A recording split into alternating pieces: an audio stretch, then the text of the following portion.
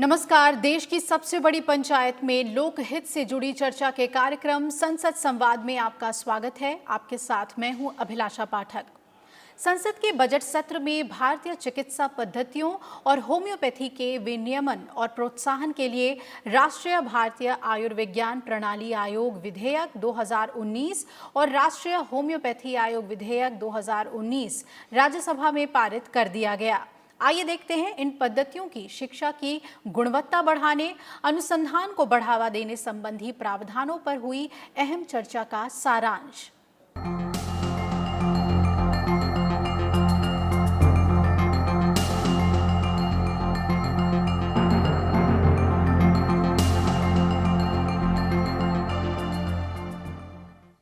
हमारे यहाँ पुराने सिस्टम में आप अश्विनी कुमारों से शुरू होता है हमारे यहाँ ये वैदिक सिस्टम का व्यवस्था।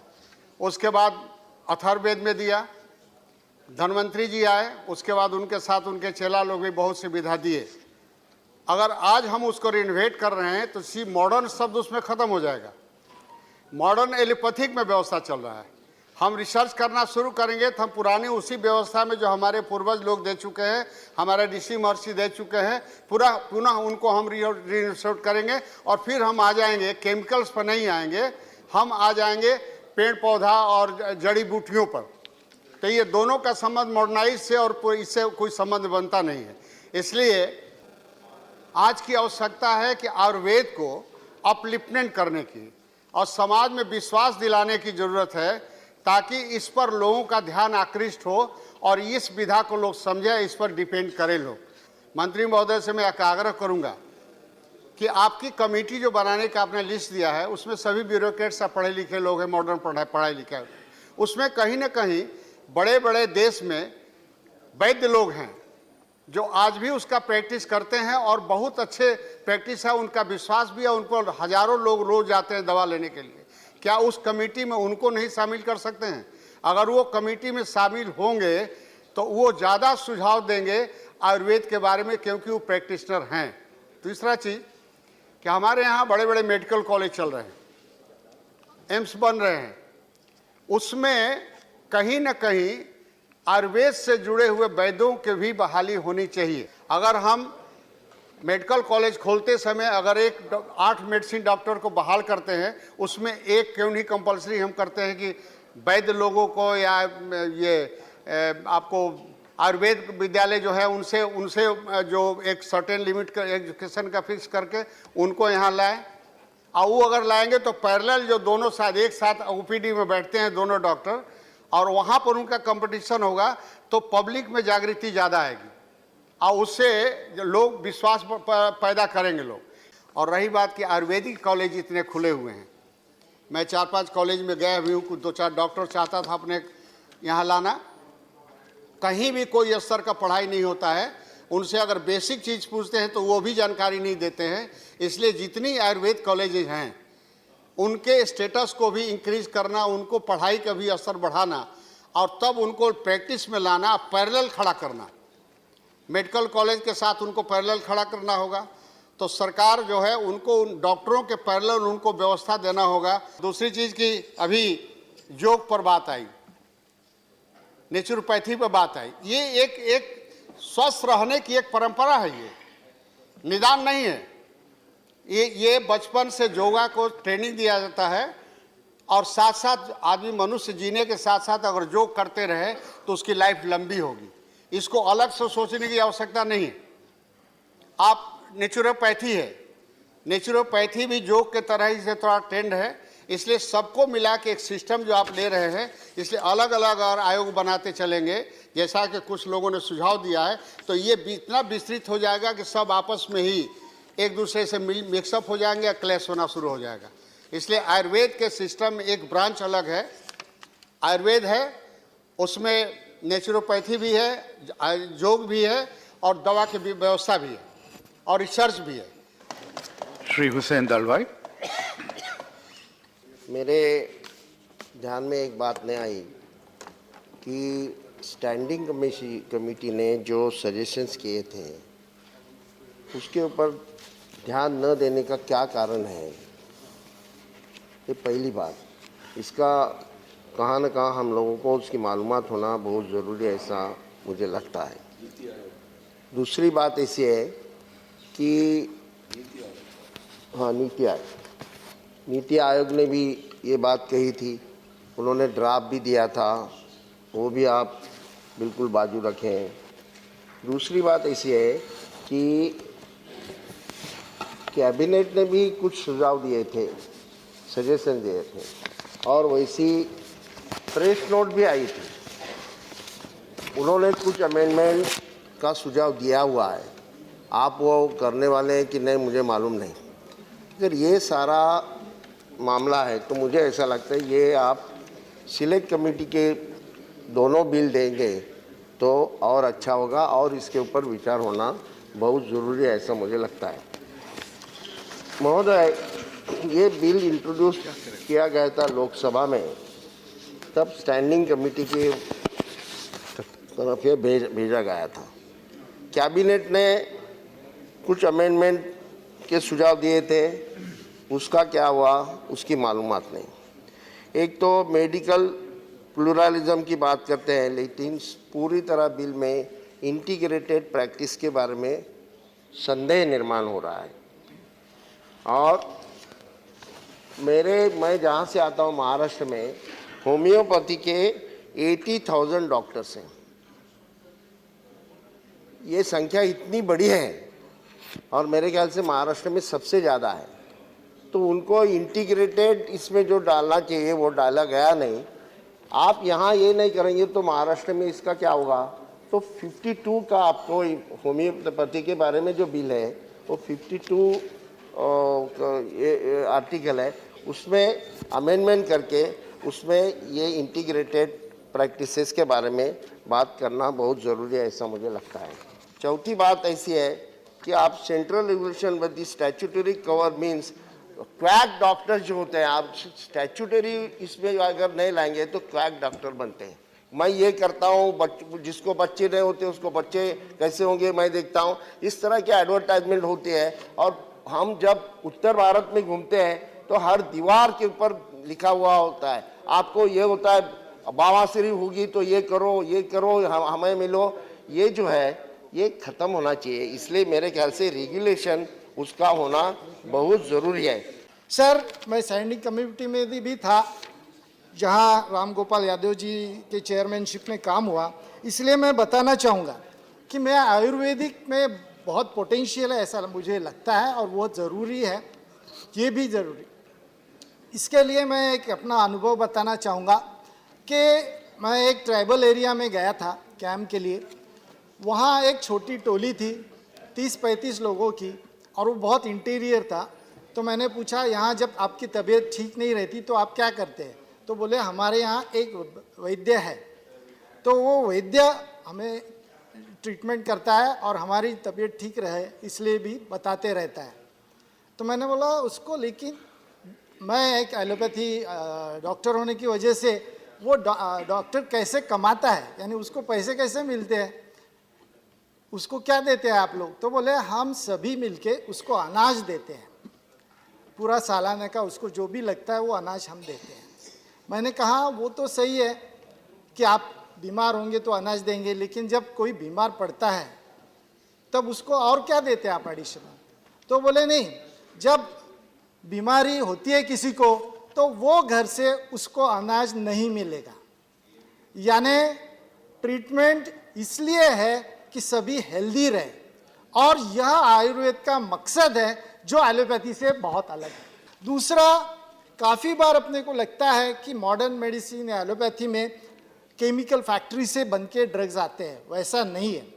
आप यदि कहेंगे कि क्लोरोक्विन जो मलेरिया के लिए हम हमेशा यूज़ कर रहे हैं, वो क्लोरोक्विन सबसे पहले ट्राइबल ने देखा कि उन लोगों ने देखा कि एक ट्राइबल लोग जो एक टहल या फांदी जो है या स्टेम जो है, एक पेड़ की स्टेम यूज़ करते हैं जब भी बीमारी होती है या बहुत बुखार आता है। और फिर उस पर रिसर्च हुआ, और वो रिसर्च के बाद में पता चला कि उसमें क्विनिन है, और क्विनिन की टैबलेट बनने लग गई, और जिससे मलेरिया ठीक होने लग गया।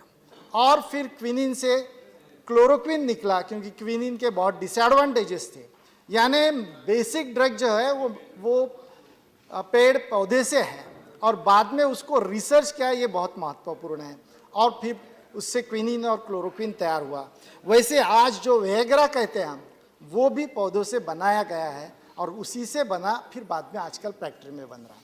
तो ये हमें समझना चाहिए कि इसमें बहुत पोटेंशियल है, लेकिन पोटेंशियल है इसका मतलब ये नहीं है कि लोग उसे अपनाएंगे जब तक कि हम लोगों को सबूत के साथ में वो सामने नहीं करेंगे, और इसके लिए ही रिसर्च बहुत आवश्यकता है। और मैं माननीय मंत्री जी को बहुत धन्यवाद दूंगा कि उन्होंने प्रियम्बल में ही लिखा है कि रिसर्च के लिए यह बिल बहुत उपयोगी होगा। मुझे पता है कि आयुर्वेदिक में, यूनानी में सभी इसमें बहुत पोटेंशियल है, लेकिन उस पोटेंशियल को यदि यूज में लाना है तो हमें साइंस का और evidence based, not experience based, इस तक के जब तक के हम पहुंचते नहीं तब तक के ये सही नहीं होगा। और योगा का मुझे ऐसे लगता है कि योगा बहुत इम्पोर्टेंट है और लोगों ने इसलिए भी एक्सेप्ट किया है कि उसमें रिसर्च हुआ, पूरी तरह से रिसर्च हुआ है।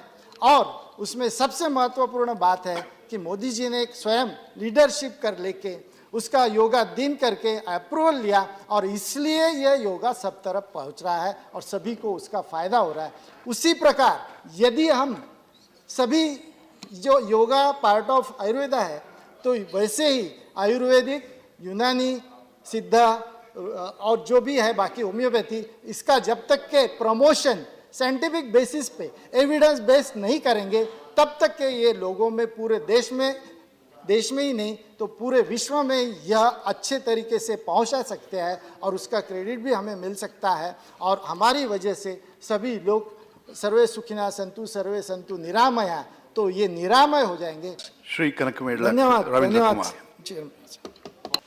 Sir, the statement of object of the reasons of this enacting this act, the earlier Medical Council Act 1970 has not been served the purpose. Now, in order to streamline the functioning of the Central Council of Indian Medicine and to bring the transparency in the mechanism for grant of permission of medical institutions and improve the standards of medical education. Now, the present enactment as will serve the purpose or not. I support the bill, but I wanted to directly suggest few suggestions with regard to this act enactment. Previously, a departmental related standing committee has been appointed and examined it and recommended 32 suggestions, out of which only 15 was accepted. And the important aspect is yoga and naturopathy has given discriminatory treatment in this bill. Another thing is, one member from Lok Sabha and one member from Rajya Sabha has to be considered in respect in the constituting the Committee of National Commission. That is to be also, that recommendation also important, has to be considered. In fact, it is a medical council, it is a professional body. The professionals has given us not proper place in the National Commission. Only 6 members have given. It is being it is a professional body, it requires more number of representation is required in the National Commission. Likewise, medical treatment is a state subject. The state must be given a proper representation, is not given in the bill.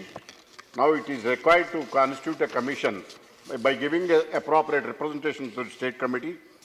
As far as the appellate body is concerned, it is a quasi-judicial body, but it requires independent powers, but whereas the bill doesn't provide such independent powers or appellate body is concerned. Indian system is a medicine has to be a postgraduate diploma holders in clinical cardiology course has been conducted by Indira Gandhi National Open University between 2006 and 13. There are 1700 graduates are there, but no recognition was given. They approached the Delhi High Court. Delhi High Court also categorically directed the central government to consider it on the ground before commencing the course under section 10A. Accordingly, the decision is not sustained and recognition has to be given. Dr. Ashok Vajpayee. माननीय उपसभापति महोदय, May not be fulfilled. Thank you, sir. Dr. Ashok Vajpayee. माननीय उपसभापति महोदय, भारतीय आयुर्विज्ञान प्रणाली आयोग 2019 और homeopathic आयोग 2019 ये 2 महत्वपूर्ण विधेयक आज सदन के समक्ष प्रस्तुत हैं, और मैं समझता हूं इन दोनों विधेयकों के पारित होने के बाद देश की शिक्षा पद्धति में एक बहुत आमूलचूल सुधार होगा। इसमें महत्वपूर्ण निर्णय लिए गए हैं। मान्यवर, पूरे देश की आयुर्वेदिक शिक्षा को एक सूत्र में पिरोने के लिए राष्ट्रीय स्तर पर प्रवेश परीक्षा होगी और इसके साथ ही साथ फैकल्टी मेंबर्स का भी सिलेक्शन राष्ट्रीय स्तर पर होगा, राष्ट्रीय मानक के अनुरूप होगा। इसके आयोग के अंतर्गत 4 बोर्डों का गठन होगा जो स्वायत्त रूप से अपना अपना काम करेंगे। मान्यवर, मैं समझता हूँ इस विधेयक के पारित होने के बाद निश्चित रूप से इसको प्रभावी ढंग से इसे लागू किया जाएगा और इससे हमारी जो भारतीय चिकित्सा पद्धति है उसमें आमूलचूल परिवर्तन होने की संभावना है। मान्यवर, लेकिन एक मुझे पीड़ा है कि तमाम विस्तार से हमारे तमाम सारे सदस्यों ने इस पर चर्चा की और महत्वपूर्ण सुझाव दिए हैं, लेकिन जो आयुर्वेद के लिए सबसे महत्वपूर्ण है कि जिसके आयुर्वेद परिणाम परक हो, आयुर्वेद का इलाज परिणाम परक हो, तो आवश्यक है कि हमारी जो दवाएं आयुर्वेदिक दवाएं हैं वो उस उन्नत कोटि की हों और जिसके नतीजे लोगों को दिखाई पड़े, लोगों को अनुभव हो और जिससे कि हमारी इसकी प्रामाणिक। तो मैं समझता हूं कि जो भारतीय चिकित्सा पद्धति है, आयुर्वेद को देश में ही नहीं अंतर्राष्ट्रीय मान्यता प्राप्त करने के लिए आवश्यकता है कि हम अपनी आयुर्वेदिक फार्मेसीज को सुदृढ़ करें, आयुर्वेदिक फार्मेसियों की क्वालिटी को इम्प्रूव करें, वहाँ पर बनने वाली दवाओं की गुणवत्ता निर्धारित करने के लिए कठोर मानक बनाए जाएं और वही दवाएं मार्केट में आएँ और लोगों को मरीजों तक पहुँचे। हमारा पूरा आयुर्वेदिक विज्ञान प्रकृति से जुड़ा हुआ है। प्राकृतिक जड़ी बूटियों से हम जो दवाएं तैयार करते हैं, मान्यवर, आज भी यह मान्यता है कि अर्जुन का पेड़ होता, उसकी छाल से जो टैबलेट बनती है हृदय रोगों के लिए बहुत उपयोगी होती। नीम के पेड़ जो है निश्चित रूप से एंटीबायोटिक के रूप में उनकी पत्तियां काम करती हैं।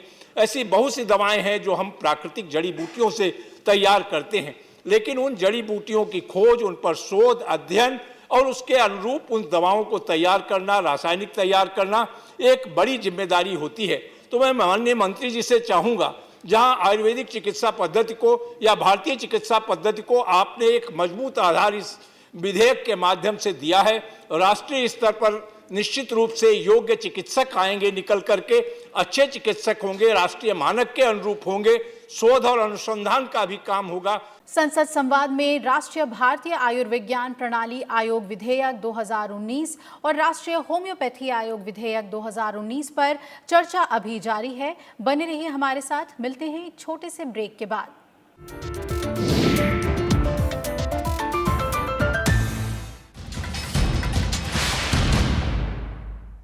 भीड़भाड़ वाले इलाकों में ना जाएं।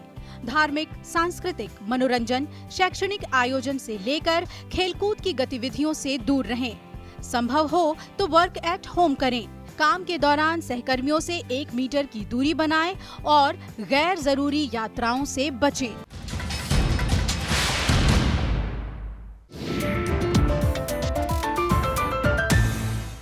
ब्रेक के बाद स्वागत है आपका।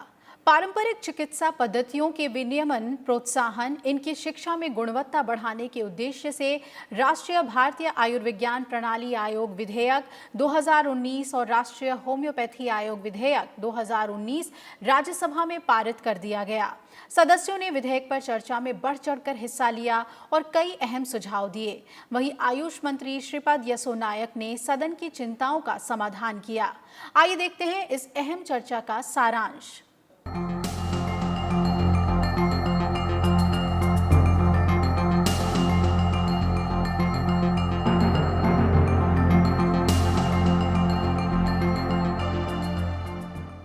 Minister's reply. Minister. माननीय उपाध्यक्ष जी, सबसे पहले मैं माननीय सभी सदस्यों का तहे दिल से आभार व्यक्त करता हूं। आपने जो समर्थन दिया और इस भारतीय चिकित्सा पद्धति राष्ट्रीय आयोग 2019 और होम्योपैथी राष्ट्रीय आयोग 2019 आपके सपोर्ट जो मिला है, मुझे लगता है कि आगे काम करने में हमारे हौसले और बढ़ जाएंगे। महोदय, आयुष मंत्रालय की 2 काउंसिल थी, central council for Indian medicine and central council for homeopathy. Central council of Indian medicine 1970 में उस अधिनियम बना था और होम्योपैथी काउंसिल था वो तो 1973 में बना हुआ था। इस समग्र इन दोनों चिकित्सा पद्धति का समग्र विकास, उनकी शिक्षा संबंधित जो काम था, ये दोनों काउंसिल देख रहे थे। महोदय, भारतीय चिकित्सा केंद्रीय परिषद संबंधी जो उक्त अधिनियम में समयानुसार परिवर्तन करना चाहिए था, परिवर्तन होना चाहिए था, इस कारण तंत्र में ऐसे अवरोध पैदा हो गए जिसमें चिकित्सा शिक्षा पर गंभीर रूप से प्रतिकूल प्रभाव पड़ा और गुणवत्ता युक्त स्वास्थ्य सेवाएं प्रदान करने में अनेक व्यवधान पैदा हो गए। इस 50 साल के बाद जब माननीय नरेंद्र भाई मोदी जी ने कार्यभार संभाला, तभी ये एक छोटा सा division health and family welfare मंत्रालय में था, उसको एक अलग मंत्रालय बना दिया और इसके काम में निश्चित तौर से गति आ गई। भारतीय चिकित्सा पद्धति केंद्रीय परिषद की कार्यप्रणाली को सुचारू बनाने, चिकित्सा संस्थाओं को अनुमति देने, तंत्र में पारदर्शिता लाने के लिए और भारतीय चिकित्सा पद्धतियों में चिकित्सा शिक्षा के मानकों में सुधार करने के लिए केंद्र सरकार भारतीय चिकित्सा केंद्रीय परिषद विधेयक 2005 और राज्यसभा में लाया था, लेकिन किसी न किसी कारण वो आगे बढ़ नहीं पाया और जैसा हमने 2019 में ये बिल, कमीशन का बिल लाया दोनों पैथी का, तभी वो हमने विड्रॉ कर दिया है। इससे अतिरिक्त केंद्र सरकार ने वर्ष 2016 में भारतीय चिकित्सा केंद्रीय परिषद अधिनियम की समीक्षा करने के लिए नीति आयोग के उपाध्यक्ष, इनके अध्यक्षता में एक समिति का गठन किया था। उक्त समिति ने भारतीय चिकित्सा पद्धति राष्ट्रीय आयोग विधेयक को 2018 को स्वास्थ्य और परिवार कल्याण मंत्रालय द्वारा लोकसभा में पेश किए गए राष्ट्रीय चिकित्सा आयोग 2018 की ही तर्ज पर अधिनियमित करने की सिफारिश भी की है और इनके सिफारिश के बाद ही भारतीय चिकित्सा पद्धति राष्ट्रीय आयोग विधेयक 2019 राज्यसभा में 7 जनवरी 2019 में पेश किया गया था। इसके बाद में ये दोनों विधेयक स्टैंडिंग कमेटी में पेश किए गए और स्टैंडिंग कमेटी का जो कुछ सजेशन थे, मैक्सिमम ज़्यादा से ज़्यादा सभी माननीय सदस्यों ने उसके बारे में पूछा है कि हमने ज़्यादा से ज़्यादा वो इसमें अकोमोडेट किए हैं और ये हमने आपके सामने लाए हुए हैं। भारतीय चिकित्सा पद्धति की शिक्षा, चिकित्सा व्यवसाय और चिकित्सा संस्थाओं से संबंधित सभी पहलुओं के विकास और विनिमय के लिए भारतीय चिकित्सा पद्धति राष्ट्रीय आयोग का गठन और आयोग को सलाह देने के लिए सिफारिशों करने के लिए एक सलाहकार परिषद का भी गठन किया, उसमें किया हुआ है। निम्नलिखित नामों से 4 स्वायत्त बोर्ड का गठन अर्थात स्नातकपूर्व और स्नातकोत्तर स्तरों पर आयुर्वेदिक शिक्षा को विनियमित करने और उसके मानकों का निर्धारण करने के लिए आयुर्वेदा बोर्ड बनाया हुआ है। स्नातकपूर्व और स्नातकोत्तर स्तर पर यूनानी, सिद्धा और सुवारिकपा शिक्षा को विनियमित करने और उनके मानकों को निर्धारित करने के लिए यूनानी, सिद्धा और सुवारिकपा बोर्ड बनने की सिफारिश है। चिकित्सा संस्थाओं का निरीक्षण करने और उनका निर्धारण और मूल्यांकन करने के लिए भारतीय चिकित्सा पद्धति हेतु चिकित्सा निर्धारण एवं मूल्यांकन बोर्ड तथा भारतीय चिकित्सा पद्धति के चिकित्सा अभ्यासियों एवं व्यवसायियों के बीच व्यावसायिक आचरण को नियमित करने तथा चिकित्सा आचार विचारों को बढ़ावा देने और भारतीय चिकित्सा पद्धति के सभी लाइसेंस शुदा चिकित्सकों का एक राष्ट्रीय रजिस्टर बनाने के लिए भारतीय चिकित्सा पद्धति आचार और पंजीकरण बोर्ड भी बनाया है। स्नातकपूर्व चिकित्सा शिक्षा में प्रवेश के लिए एक समान राष्ट्रीय पात्रता सह प्रवेश परीक्षा का भी आयोजन इसमें है। भारतीय चिकित्सा पद्धति के चिकित्सा अभ्यासी के रूप में करने के लिए लाइसेंस देने हेतु एक राष्ट्रीय एग्जिट टेस्ट का भी आयोजन किया हुआ है। महोदय, इसके आगे भारतीय चिकित्सा पद्धति के शिक्षक के रूप में नियुक्ति देने के लिए भी राष्ट्रीय शिक्षा पात्रता परीक्षा का आयोजन है। नई चिकित्सा संस्थानों को स्थापना के लिए अनुमति प्रदान करने की पद्धति जो है, ये पद्धति भारतीय चिकित्सा पद्धति के राष्ट्रीय रजिस्टर और राज्य रजिस्टर को बनाना रखने का भी इनका तरीका है।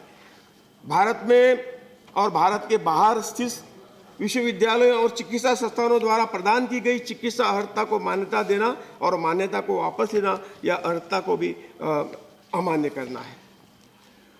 मुझे यहाँ कहने में, माननीय अध्यक्ष जी, कहने में आनंद है कि आज आयुर्वेदा भारत में ही नहीं बल्कि कई राष्ट्रों से हमें डिमांड आ रही है कि हमारे पास आप इस हमारी जो रिसर्च और कॉपरेशन में आप हमें एमओयू करिए, हम आपके साथ काम करने के लिए तैयार हैं। और मैं कहना चाहता हूं कि कम से कम 14 अन्य राष्ट्रों में हमारे एमओयू बन गए आयुर्वेदा के, होम्योपैथी के, योगा के, और कम से कम 10 यूनिवर्सिटी में वो हमें चेयर प्रदान किया है कि हमारे प्रोफेसर वहाँ जाके पढ़ा रहे हैं। और कम से कम 58 इंफॉर्मेशन सेंटर 28 राज्यों में 58 इंफॉर्मेशन सेंटर भी बनाए गए हैं। जब जरूरत पड़ेगी जो हम इससे आगे वाले रूल में उसको हम Please address the chair. Sir, आपने तो कहा है, मैं जैसा आपने कहा था कि योगा और नेचुरोपैथी वाला जो है, जैसा मैंने कहा कि जो नीति आयोग के अंदर जो उपाध्यक्ष के अंदर जो समिति ये थी, उन्होंने रिकमेंड किया था कि जो योगा नेचुरोपैथी के लिए अलग बिल बनाए। इसलिए जो हमारा ये था कि हमारा बिल की तैयारी भी हमने की है और वो कंसिडरेशन में निश्चित तौर से मैं आपको आश्वस्त करना चाहूँ, हमारे विचाराधीन है और जल्दी से जल्दी इसके ऊपर हम विचार करें। सर, मैं फिर एक बार सभी मेंबरों का जिन्होंने यहाँ हमें जो सपोर्ट दिया है, मैं उस सपोर्ट का शब्दों में तो उसका आभार मान नहीं सकता हूँ, क्योंकि आयुर्वेदा आयुष सिस्टम मेडिसिन कई 5 सालों से पहले शुरू हुई है सर। 50 सालों में इसके ऊपर कुछ भी नहीं हुआ, वैसे के वैसी थी। जो बजट 100 करोड़ का था वो 50 करोड़ भी वहाँ खर्च नहीं होता था। मैं खुशी से कहना चाहता हूँ, इस 5 साल में हमने जो बजट खर्च किया है तो पूरे के पूरे 100% खर्च किया है। और जो कुछ हमें साधन सामग्री मिली, इससे हम 5 सालों में ये जो आयुष का कारोबार तो आगे बढ़ाने में थोड़े बहुत कामयाब हुए हैं। और थोड़ा हमें मौका चाहिए। जो आपने सभी सदस्यों ने, माननीय सदस्यों ने जो सजेशन किए हुए हैं, वो सजेशन सही रूप से आने चाहिए और इसके बारे में हम विचार करेंगे। और जो कुछ हम रूल में ले सकते हैं उसको, वो रूल के अंदर वो हम डाल देंगे और उसकी कार्रवाई करने में आगे बढ़ेंगे। माननीय रामगोपाल यादव जी ने जो कुछ मैंने कहा है कि आपने जो प्रेजेंट मिनिस्ट्री सेटअप ए योगा सर्टिफिकेशन बोर्ड, जो आपने कहा था कि हमने ऑलरेडी एक योगा सर्टिफिकेशन बोर्ड अप्लाई किया है और जब बिल आएगा तभी वो ये जो बोर्ड है तब तक ये व्यवस्था इसमें देख लेंगे। कई मेंबर ने कहा, श्री अमर पटनायक जी ने कहा था, in order to promote the research in all director general of Ayush Research Council are member of this commission as per the recommendation of the Parliamentary Standing Committee। ये सबको हमने इसमें सम्मिलित, जो डीजी है सभी रिसर्च काउंसिल के, इसको हमने सम्मिलित किया हुआ है। माननीय श्री बंदा प्रकाश जी ने कहा था कि सेंट्रल गवर्नमेंट जो कहा है उन्होंने, इन सेकंड अपीलेट अथॉरिटी को first appellate authority is the commission, creating a separate appellate tribunal will delay the decision making process। इसलिए जो कुछ है पहले जो कमीशन होगा, उसके बाद में मंत्रालय है और जरूरत पड़ेगी तो इसके ऊपर भी निश्चित तौर से हम विचार निश्चित तौर से करेंगे। मिस्टर के शोभा प्रसाद जी ने इसके बारे में जो बोला है कि the provision allow the chairman and member of the commission to accept the employment in any private medical institution within 2 years from the demitting the office of the commission. The central government shall take due procedure and ensure that there is no conflict of the interest। महोदय, कहीं हमारे जो member हैं उन्होंने अच्छे सुझाव हमें दिए थे। महोदय विनय सहस्त्रबुद्धे जो हमारे यहाँ मेंबर है, उन्होंने आयुर्वेदा की महती जिस तरह से हमें कही है, मुझे लगता है कि विनय सहस्त्रबुद्धे जैसे लोगों का गाइडेंस हमें चाहिए। माननीय प्रोफेसर रामगोपाल यादव जी का जो मार्गदर्शन हमें हर रोज मिलता है, तो इन्हीं के सजेशन के आधार पर जो हम इस आयुष मिनिस्ट्री को आगे बढ़ाने हम कामयाब निश्चित तौर से हो गए। माननीय मानस रंजन मुनिया जी ने कहा था कि सबसे पहले जो हम चाहते हैं कि कौन से भी पैथी हो सभी पैथी में अपने अपनी एक अलग ताकत है, और कई सदस्यों ने कहा है कि वो इंटीग्रेशन ऑफ इस मेडिसिन का इंटीग्रेशन होना चाहिए। ये काम आयुष ने ऑलरेडी शुरू किया हुआ है। कहीं जो बड़े हॉस्पिटल है, एम्स होंगे या दूसरे जो प्राइवेट हॉस्पिटल में, यहाँ इंटीग्रेशन का ऑलरेडी शुरू हुआ है। आखिर इस मेडिसिन सभी का हमारा प्रयास किसके लिए है? तो पेशेंट है तो जल्दी ठीक होना चाहिए। इसीलिए ये प्रयोग सभी जगह अभी थोड़े थोड़े इसमें चालू हुआ है। हमारे जो आयुष नाम की स्कीम है उसमें भी हमारे प्राइमरी हेल्थ सेंटर में भी सभी तरह के डॉक्टर बैठते हैं, जिसको जो पैथी चाहिए, जो मेडिसिन चाहिए वो लेके हो जाता है। और इंटीग्रेशन का जमाना अभी शुरू हुआ है और ये इंटीग्रेशन का ये जो है अभी निश्चित रूप से आगे बढ़ेगा।